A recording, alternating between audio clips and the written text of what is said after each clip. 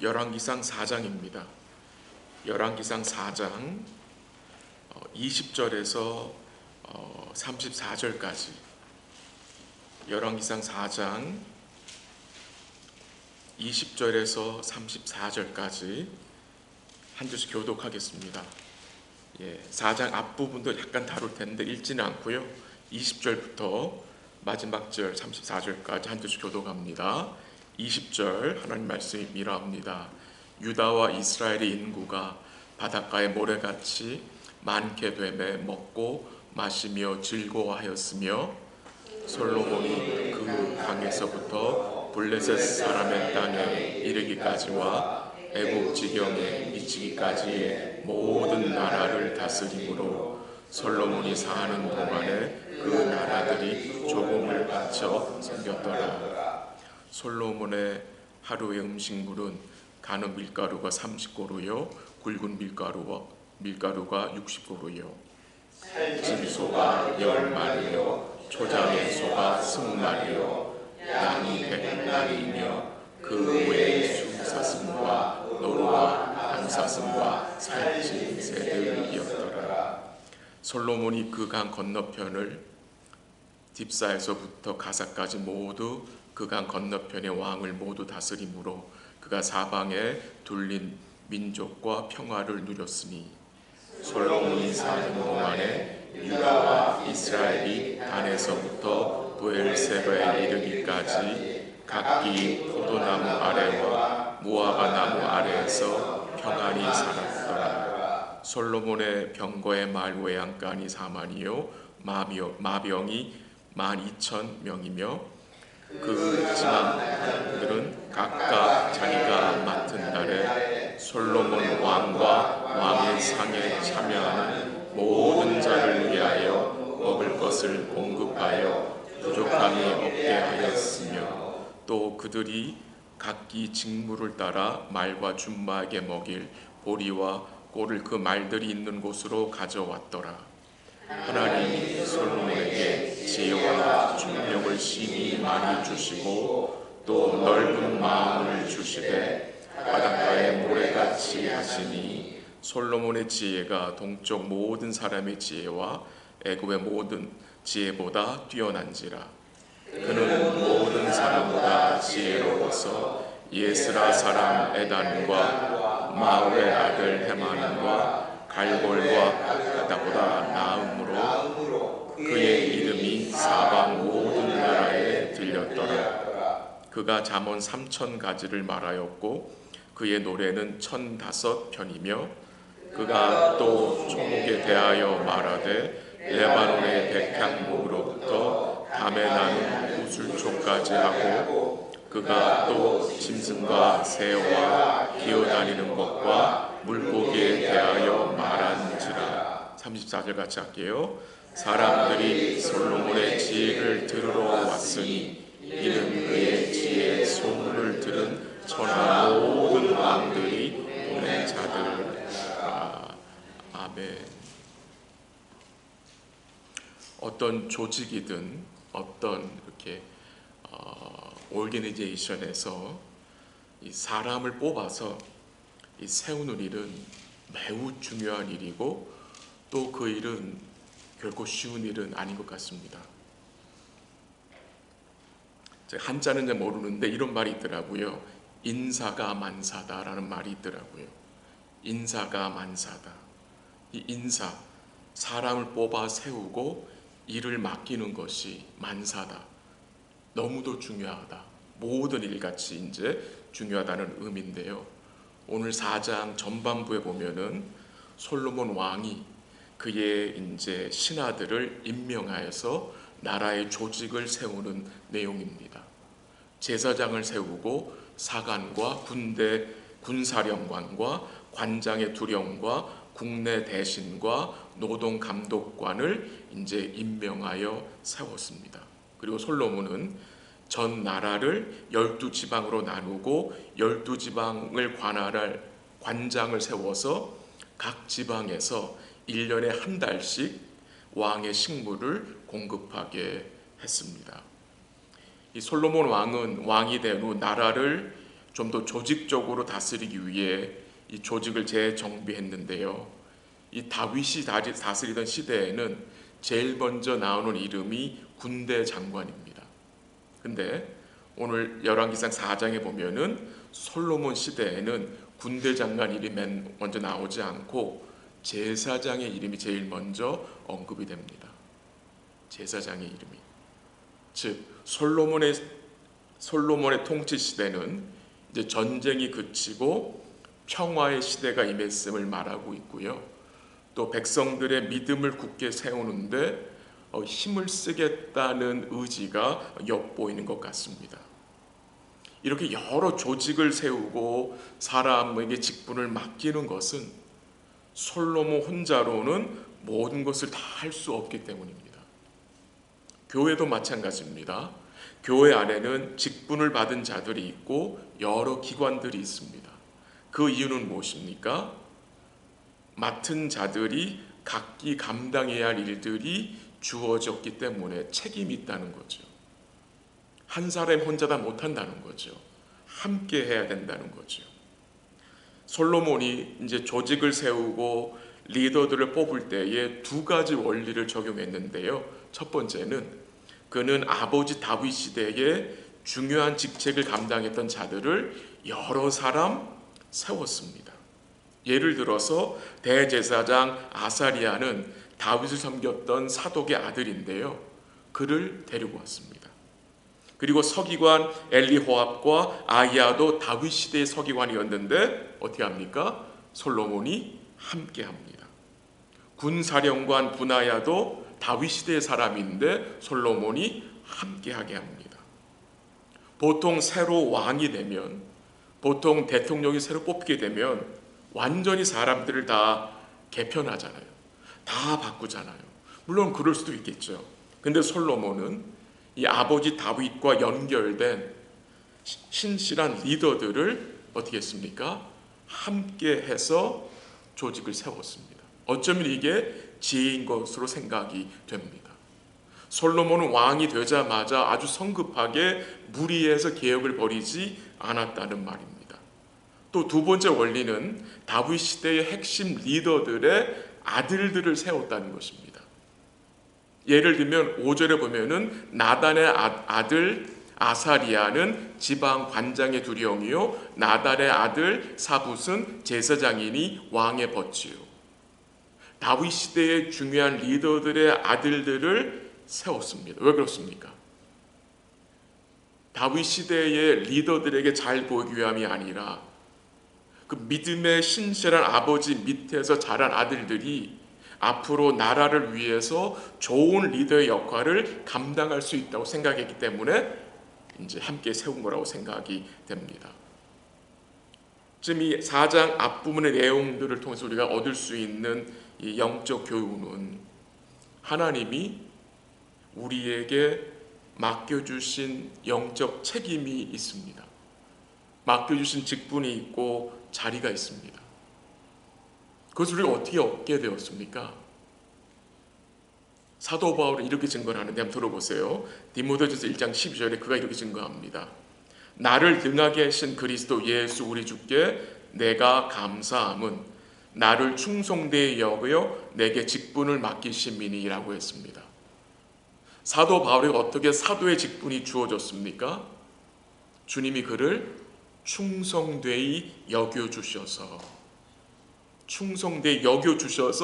직분이 맡겨진 것입니다. 그리고 어떻게 하십니까? 주님이 충성되이 여겨서 직분을 맡기고 거기서 끝나는 게 아니라 사도 바울로 그 직분을 능히 감당할 수 있도록 은혜를 주셨다는 말씀입니다. 주님이 우리 각자에게 맡기신 일이 있습니다. 그 직분과 그 자리에서 우리가 최선을 다하고 하나님의 말씀대로 섬길 수 있도록 우리가 주의 은혜와 지혜를 간구하기를 원합니다. 고린도전서 4장 2절에 보면요, 이런 말씀 나와요. 맡은 자들의 구할 것은 충성이다 라는 말씀이 나와요. 가정에서, 또한 교회에서, 또한 우리 직장에서 하나님 우리에게 맡겨주신 직분과 자리와 일들이 있는데 그것들을 주의 지혜를 의지하여 잘 감당할 수 있기를 기도합니다. 그 다음에 오늘 본문 20절인데요. 20절 한번 같이 볼까요? 한번 읽어볼까요? 20절 다같이 시작. 유다와 이스라엘의 인구가 바닷가에 모래같이 많게 되매 먹고 마시며 즐거워하였으며. 아멘. 지금 이 말씀은 단순히 솔로몬 시대에 이스라엘과 유다의 인구가 엄청 많아졌다, 인구 숫자가 늘어났다는 것을 말해주는 것이 아닙니다. 단순히 그걸 언급하는 게 아닙니다. 여러분들은 이 바닷가의 모래같이 라는 이 표현을 생각하시면 뭐가 생각나십니까? 바닷가의 모래같이. 아브라함의 언약이 생각나지 않습니까? 바닷가의 모래같이. 창세기 22장 17절에 보면요, 하나님이 아브라함에게 이렇게 언약을 하셨어요. 한번 들어보세요. 내가 네게 큰 복을 주고 내 씨가 크게 번성하여 하늘의 별과 같고 바닷가의 모래와 같이 하리니 라는 말씀이 나와요. 바닷가의 모래같이. 그러니까 이 20절 말씀은 지금 뭘 증거하는 겁니까? 단순히 그들의 인구가 늘어났다가 만이 아니라 하나님이 이들의 선조인 아브라함과 맺은 그 언약을 하나님이 1차적으로 뭐 했다는 말입니까? 성취했다는 것입니다. 성취하셨다는 거예요. 하나님이 이들의 선조인 조상들인 아브라함과 맺은 그 은혜의 언약을 잊지 않고 잊어버리지 않고 신실하게 성취해 왔다는 것을 증거하는 것입니다. 21절 보세요. 21절 같이 한번 읽을게요. 21절 시작. 솔로몬이 그 강에서부터 블레 사람의 땅에 이르기까지와 애굽 지경에 미치기까지의 모든 나라를 다스림으로 솔로몬이 사는 동안에 그 나라들이 조공을 바쳐 섬겼더라. 아멘.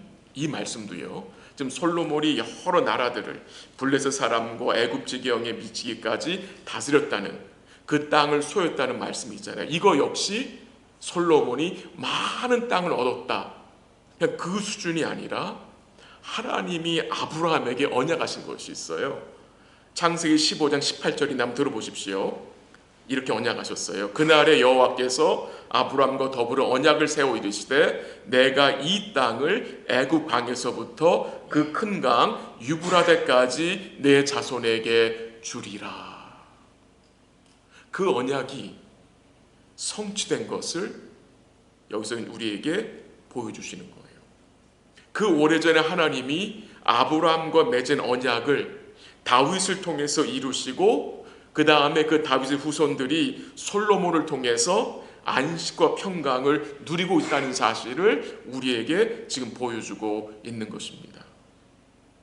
하나님은 그의 백성들의 평화를 누리게 하기 위해서 그 아브라함과 맺은 언약을 기억하시고 다윗을 통해 또한 솔로몬을 통해 솔로몬에게 지혜를 주사 그로 다스리게 하심으로 그의 백성들이 편안히 살게 하셨다는 말씀입니다. 29절 한번 보세요. 29절 한번 제가 읽을게요. 하나님이 솔로몬에게 지혜와 총명을 심히 많이 주시고 또 넓은 마음을 주시되 바닷가에 모래같이 하시니, 거기 보시면요, 하나님이 솔로몬에게 지혜와 총명을 심히 많이 주셨다고 합니다. 심히 많이 주셨다. 그러니까 이 구절 분명히 증거되는 내용이 무엇입니까? 솔로몬이 원래 지혜와 총명이 있던 자가 아니라는 거예요. 그가 소유한 지혜와 총명이 그가 만들어낸, 그가 얻어낸, 그가 배워서 이게 아니라 이게 하나님께서 그에게 주신 거라는 거예요. 솔로몬의 지혜의 원천이 하나님이심을 증거하는 거예요. 하나님 주셨다는 거예요. 하나님이. 그래서 34절 보세요. 34절 한번 같이 읽게요. 34절 시작. 사람들이 솔로몬의 지혜를 들으러 왔으니 이는 그의 지혜의 소문을 들은 천하 모든 왕들이 보낸 자들이더라. 수많은 왕들이 사람을 보내서 이 솔로몬의 지혜를 어떻게 해요? 듣는 거예요.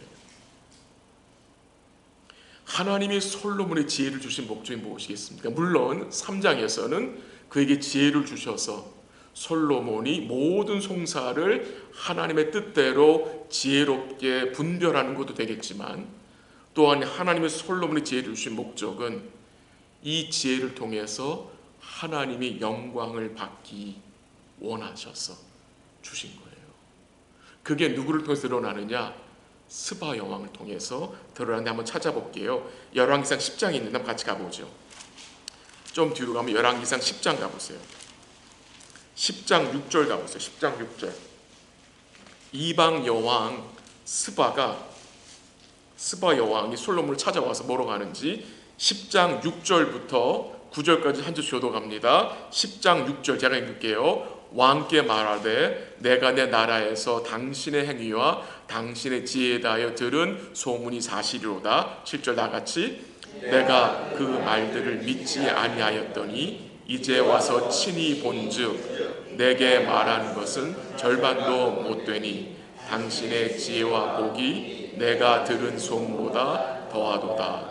복되도다 당신의 사람들이여, 복되도다 당신의 이 신하들이여, 항상 당신 앞에 서서 당신의 지혜를 들음이로다. 9절 다같이 당신의 하나님 여호와를 송축할지로다. 여호와께서 당신을 기뻐하사 이스라엘 왕 위에 올리셨고 여호와께서 영원히 이스라엘을 사랑하심으로 당신을 세워 왕으로 삼아 정의와 공의를 행하게 하셨도다 하고. 여러분 놀랍지 않습니까? 이방 여왕이 와서 솔로몬이 전한 지혜를 듣고 솔로몬 당신 대단합니다 라고 말하는 것이 아니라 당신의 여호와가 대단하십니다. 당신의 여호와 하나님을 송축합니다. 놀랍지 않습니까? 그리고 그 지혜를 듣고 스바 여인이 뭐라고 말해요? 9절에서 여호와께서 영원히 이스라엘을 사랑하십니다. 이 참 너무 놀랍지 않습니까? 이 스바 여왕이 와서 지혜를 듣고 하나님이 이 백성들을 영원히 사랑하신다는 말을, 사랑하신다는 것을 이 스바 여왕이 어떻게 해요? 깨닫게 된 거죠. 지혜를 듣고 여호와를 송축한 거예요. 그러니까 분명히 하나님이 솔로몬의 지혜를 주신 것은 솔로몬이 영광을 받는 것이 결코 아니라 누굽니까?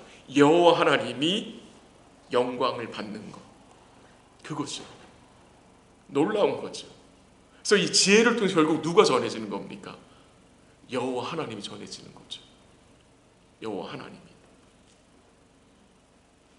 재밌는 것은 예수님께서 복음서에서 바로 이 스바 여왕의 말을, 그가 솔로몬을 찾아왔던 그 내용을 인용해서 가져와서 사용하셨는데 한번 들어보세요. 마태복음 12장 42절 한번 들어보십시오. 심판 때에 남방 여왕이, 스바 여왕입니다, 일어나 이 세대 사람을 정죄하리니 이는 그가 솔로몬의 지혜로운 말을 들으려고 땅 끝에서 왔음이거니와 솔로몬보다 더 큰 이가 여기 있느니라 라고 주님이 말씀하셨어요.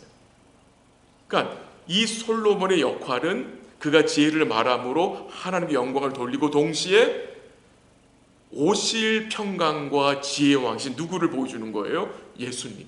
그래서 예수님이 그 솔로몬을 언급하면서 뭐라고 말씀하세요? 솔로몬보다 더 큰 이가 여기 있느니라 말씀하신 거예요. 내 말을 들으라, 나의 지혜를 들으라 말씀하시는 거잖아요. 근데 그 말씀 앞에 어떻게 합니까? 서기관들 바리새인들은 다 고개를 찢죠. 듣지 않죠. 오늘 본문에서 이 이스라엘의 번영과 솔로몬의 지혜와 또 이스라엘 이 나라가 조직적으로 세워지는 여러 가지 좋은 모습들이 많이 나오는데 동시에 우리의 마음을 염려케 하는 그런 내용도 언급이 되는데 한 구절 한번 볼게요. 다시 본문 가보세요. 26절, 4장 26절 한번 가보세요. 4장 26절 한번 같이 읽을까요? 시작. 솔로몬의 병거의 말 외양간이 4만이요 마병이 12,000명이며. 여러분 말씀, 요 26절 말씀이 어떻게 다가오십니까? 솔로몬이 말이 많아졌어요. 그 말을 이제 넣어둘 외양간이 또 4만이라고. 이 말씀 여러분 마음속에 어떻게 다가오십니까? 신명기 17장에 보면요, 하나님 모세를 통해서 이스라엘 왕이 하지 말아야 할 것 3가지를 언급하셨어요. 3가지. 그 첫 번째가 뭔지 아세요? 자신을 위해 말을 많이 늘리지 말아라. 말을 많이 두지 말라는 거예요. 그리고 말을 구하려고 너의 신하들을 애굽으로 보내지 말라는 말씀이었어요. 그게 첫 번째 경고였어요. 하지 말라는 거. 그리고 두 번째는 뭐였어요? 자기 자신을 위해 아내를 많이 두지 말라는 게 두 번째 경고였고요. 그리고 세 번째는 뭐였어요? 네 자신을 위해 은금을 많이 쌓지 말라는 말씀이셨어요. 3가지. 그 동시에 왕이 반드시 해야 할 것 3가지도 말씀하셨는데, 그 첫 번째는 무엇이냐? 율법책을 필사하는 거예요. 왕한테 율법책을 가피 쓰라는 거였어요. 그리고 그 율법책을 평생 네 곁에 두고 읽으라는 말씀이었어요. 그리고 세 번째는 무엇이냐? 그 율법책의 말씀을 지켜 행하라는 거였어요. 근데 오늘 본문의 솔로몬은 어떻게 합니까? 이미 말이 많아졌어요. 이 내용을 세상적인 관점으로 보면 어떤 내용입니까?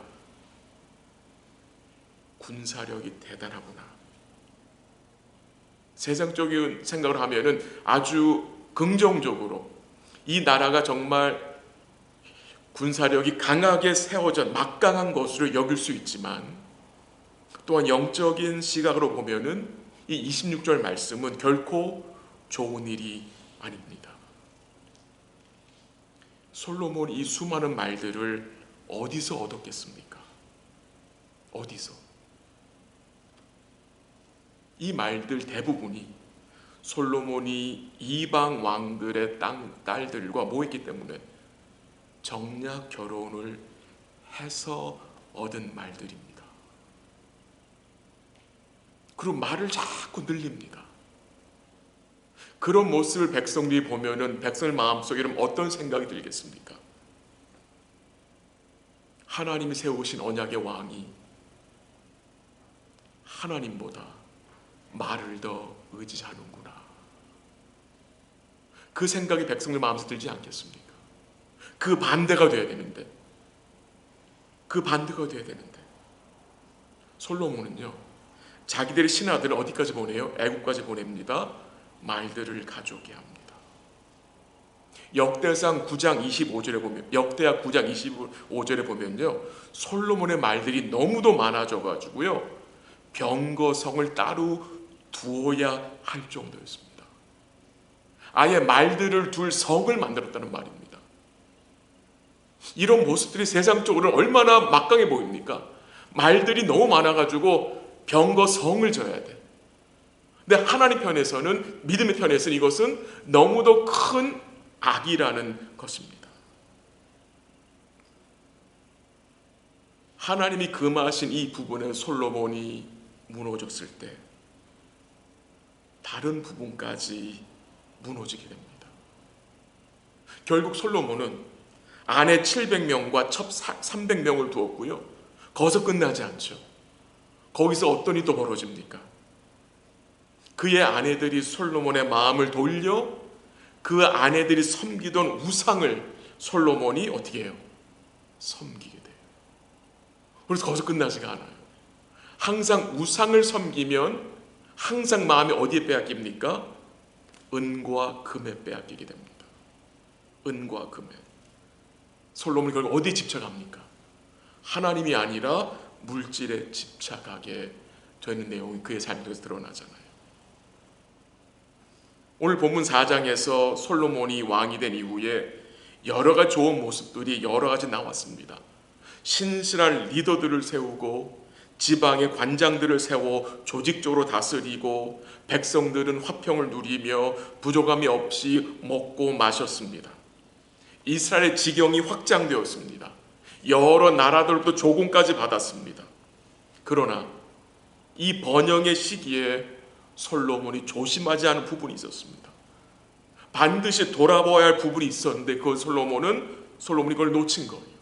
그게 무엇이었습니까? 말을 많이 둔 것입니다.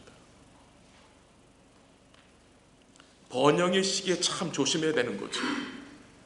솔로몬은 하나님이 주신 지혜로 나라를 다스리며, 본문 30절에 보면은 솔로몬의 지혜가 동쪽 모든 사람의 지혜와 애굽 모든 지혜보다 뛰어났다고 했습니다. 솔로몬의 지혜가 애굽의 지혜보다 뛰어났다 하면은 누가 결국 이기는 겁니까?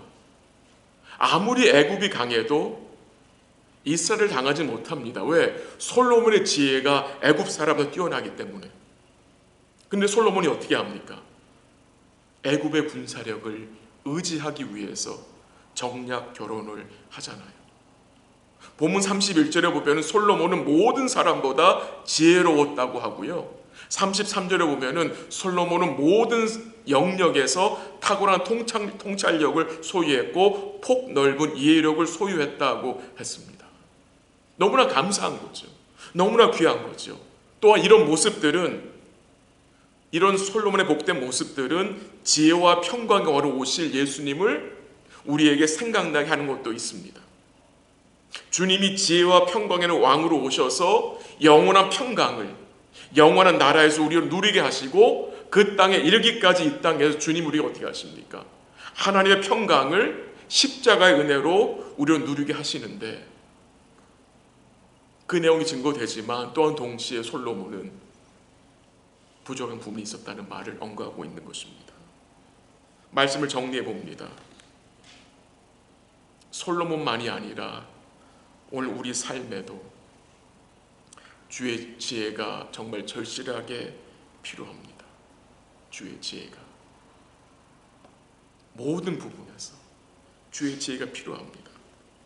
근데 하나님 우리에게 복된 약속을 주셨습니다. 그 약속이 어떤 약속입니까? 야고보서 1장 5절 한번 들어보세요. 아는 구절이겠지만 들어보십시오. 너희 중에 누구든지 지혜가 부족하거든 모든 사람의 후히 주시고 꾸짖지 아니하신 하나님께 구하라. 그리하면 주시리라. 약속이 있습니다. 지혜가 부족한 자들을 하나님 어떻게 해요? 주님은 꾸짖지 않으시고, 아이 그것도 모르냐? 이게 아니라 꾸짖지 않으시고 후히 주시는 은혜의 주님이심을 증거하고 있습니다. 오늘 우리 삶에 우리의 구할 것이 듣는 마음이요, 또한 비슷한 내용이겠지만 하나님의 지혜입니다. 우리 한 구절 같이 한번 살펴보고 마칠게요. 야고보서 신약성 뒤쪽으로 한번 가보십시오. 야고보서 3장 13절. 야고보 3장 13절. 374면 야고보 3장 13절인데요. 한번 가보세요. 3장 13절 한번 가보세요. 3장 13절 한번 같이 읽을까요? 3장 13절 야고보서 다 같이 시작. 너희 중에 지혜와 총명이 있는 자가 누구냐? 그는 선행으로 말미암아 지혜의 온유함으로 그 행함을 보일지니라. 아멘. 지혜를 소유한 성도가 그 지혜를 어떻게 보여야 된다고요?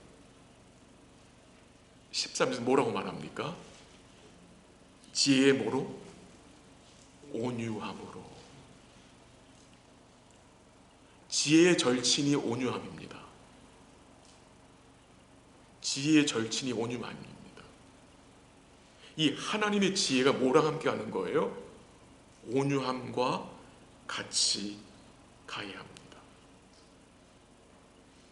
17절 같이 읽을까요? 17절 3장 17절 다 같이 시작. 오직 위로부터 난 지혜는 첫째 성결하고 다음에 화평하고 관용하고 양순하며 긍휼과 선한 열매가 가득하고 편견과 거짓이 없나니.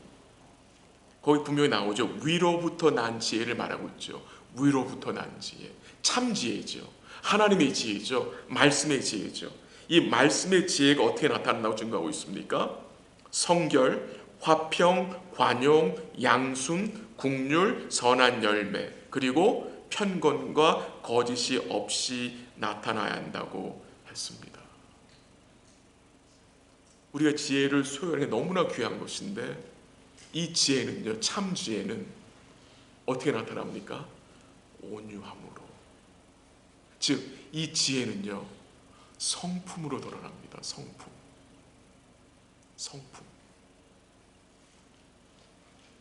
지혜로운 자가 어떤 자냐? 성품이 온유한 자입니다.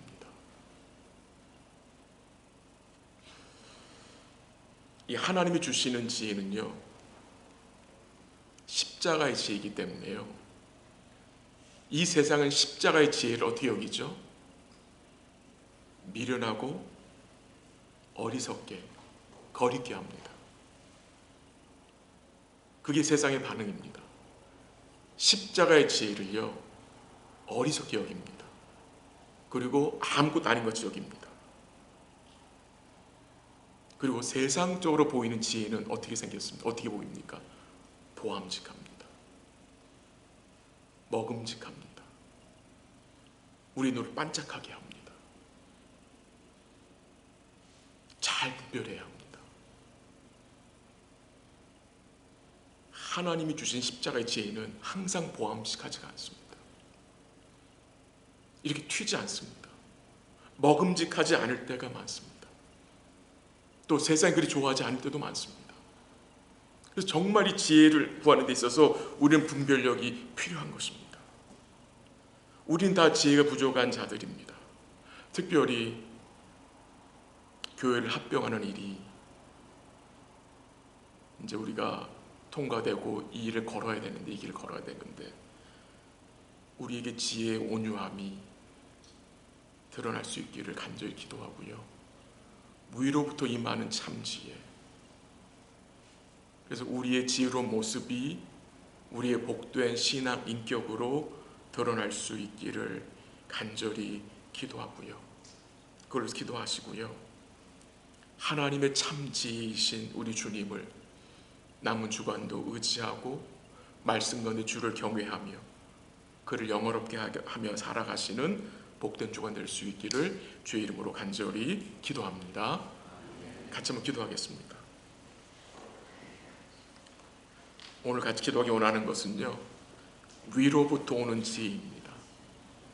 위로부터 오는 하나님의 참 지혜를 구하고 그 지혜가 온유함으로 드러날 수 있도록, 하나님의 말씀의 지혜가, 그 지혜의 은혜가 우리의 신앙 인격으로 드러날 수 있도록 기도하시고요, 이번 주일 뉴라이프 선교 협의회 우리 가입 감사 예배 드리는데 또 오시는 귀한 종 하나님 축복하셔서 우리 교회에게 복음을 증거케 하시고, 또 예배 후에 있어질 우리 선교회 설명회도 잘 또 진행되어서 우리 마음속에 전도와 선교에 대한 마음이 더 커질 수 있는 복된 계기 될 수 있도록 기도 부탁을 드리고요, 또 합병 절차를 은혜 가운데 인도해 달라고 기도하시기를 부탁을 드립니다. 한 번도 가보지 않은 길입니다. 근데 소망이 있는 것은 이 길을 주님이 앞서가고 계시기 때문에 우리가 따라갈 수 있다는 것입니다. 합병의 과정이 우리 모두의 성화의 과정이 될 수 있도록 주의 은혜를 간구하시고, 또 주 안에서 우리가 잘 연합하여 복된 교회로 세워질 수 있도록 기도하시고, 우리 EM과 주일학교 자녀들이 복음 안에서 잘 자라나게 하시며, 또 몸이 아프고 어려운 성도들의 삶을 주님께서 간섭하시고 인도하셔서 믿음으로 잘 인내하며 주를 바라볼 수 있도록 또 회복을 위해서도 기도를 부탁을 드립니다. 몇 가지 내용을 같이 가지고 함께 잠시 기도하고 제가 마무리 기도하도록 하겠습니다. 같이 기도하겠습니다.